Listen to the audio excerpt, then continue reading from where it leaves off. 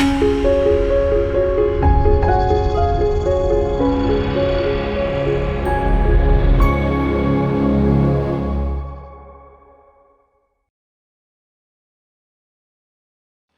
మాత్రం. నేను మీ journalist Navata. Welcome to R voice.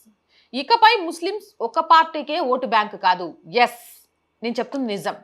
దానికి ఏంటమ్మా అలా మాట్లాడుతున్నావు? ముస్లిం ఓటు బ్యాంక్ అంతా ఒక పార్టీకే ఉంటాయి, గంపాగుత్తగా తెలిసిందే కదా అంటే ఫాల్తా నియోజకవర్గం, పశ్చిమ బెంగాల్లోని ఫాల్తా నియోజకవర్గంలో ఈరోజు జరిగిన ఎన్నికల వ్యూహాన్ని ఆలోచిస్తే అది క్లియర్గా బయటకు వస్తుంది.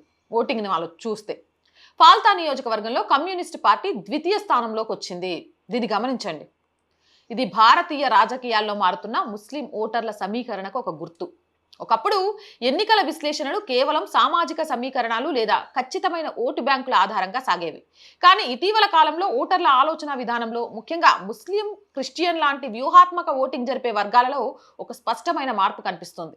పశ్చిమ బెంగాల్లోని ఫాల్తా వంటి నియోజకవర్గాల నుండి వస్తున్న తాజా ట్రెండ్స్ దీనికి అద్దం పడుతున్నాయి. ఇప్పుడు ముస్లిమ్స్ కాంగ్రెస్ లేదా బంగ్లాదేశ్ టీఎంసీ లాంటి పార్టీల పట్ల విధేయత కంటే బీజేపీకి వ్యతిరేకంగా గెలిచే విజేతకే ప్రాధాన్యం ఇస్తున్నారు. అంటే బీజేపీని ముస్లిమ్స్ కొన్ని ప్రాంతాల్లో ఓన్ చేసుకోలేకపోతున్నారు. ఇంకా చాలా కాలంగా కాంగ్రెస్, టీఎంసీ లాంటి రాజకీయ పార్టీలు ముస్లిం, క్రిస్టియన్ వర్గాల ఓటర్లు తమ శాశ్వత ఆస్తిగా భావించేవి. కానీ నేటి ముస్లిం ఓటర్లు పాకిస్తాన్, బంగ్లా, టర్కీల నుంచి వచ్చే ఆదేశాలనే మసీదులో ముల్లా చెప్పే విధంగానే నడుచుకుంటున్నారు. తాము వ్యతిరేకించే ఒక బలమైన బీజేపీ లాంటి శక్తిని అడ్డుకోవడంలో ఒక ప్రాంతీయ పార్టీ విఫలమవుతుందని, అంటే పశ్చిమ బెంగాల్లో టీఎంసీ విఫలమవుతుందని తెలిసినప్పుడు ముస్లిం ఓటర్లు తక్షణమే మరో ప్రత్యామ్నాయం సిపిఐఎం వైపు మొగ్గు చూపుతున్నారు. ఇక్కడ వాళ్ళు క్లియర్గా సందేశం ఇస్తున్నారు.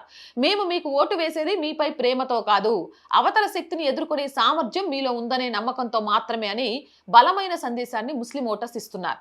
బలమైన హిందూ సామాజిక ఏకీకరణ జరిగినప్పుడు ఓట్ల చీలిక ఉన్న వైపు ఎంత పెద్ద సంఖ్య ఉన్నప్పటికీ వ్యూహాత్మకంగా దెబ్బతినక తప్పదు. ఇప్పుడు ఫాల్తాలో అదే జరిగింది. అందుకే ముస్లిం ఓటర్లంతా కమ్యూనిస్టుల వైపు మొగ్గు చూపారు, చచ్చే పార్టీకి ఊపిరి పోశారు.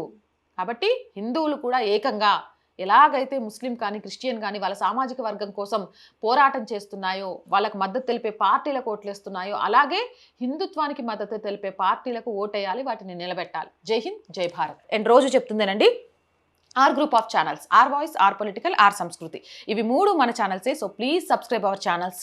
కంటెంట్ బాగుంది అనిపిస్తే లైక్ చేయండి, షేర్ చేయండి. అలాగే మీ అభిప్రాయం ఏదైనా నిస్సంకోచంగా కామెంట్ చేయండి. అంతే, ఆర్థికంగా ఆర్ వాయిస్కి చేయూతనందించే బాధ్యత మీ మీదే ఉంది. మీ వల్ల మాత్రమే ఆర్ వాయిస్ నడుస్తుంది. ఆర్థికంగా చేయూతనందిస్తారని ఆశిస్తున్నాం. ఆర్థికంగా సపోర్ట్ చేయాలంటే సబ్స్క్రిప్షన్ పక్కనే జాయిన్ అనే బటన్ ఉంది. 1 to 5 లెవెల్స్ ఉన్న ఏదో ఒక లెవెల్లో సపోర్ట్ చేయండి. లేదా స్క్రీన్ మీద గూగుల్ పే, ఫోన్పేతో పాటు అకౌంట్ డీటెయిల్స్ ఇచ్చాం, మీకు తోచిన సహాయాన్ని అందించండి. స్కూల్ యాడ్స్ కానివ్వండి, కాలేజెస్ యాడ్స్ కానివ్వండి, మార్కెటింగ్ యాడ్స్ కానివ్వండి, లేకపోతే ఆటోమొబైల్ యాడ్స్ కానివ్వండి, బిజినెస్ యాడ్స్ కానివ్వండి, ఏదైనా సరే ఆర్ వాయిస్ ద్వారా ప్రకటనలను ఇవ్వచ్చు. 8328 500 576 నెంబర్కి సంప్రదించి. జై హింద్, జై భారత్.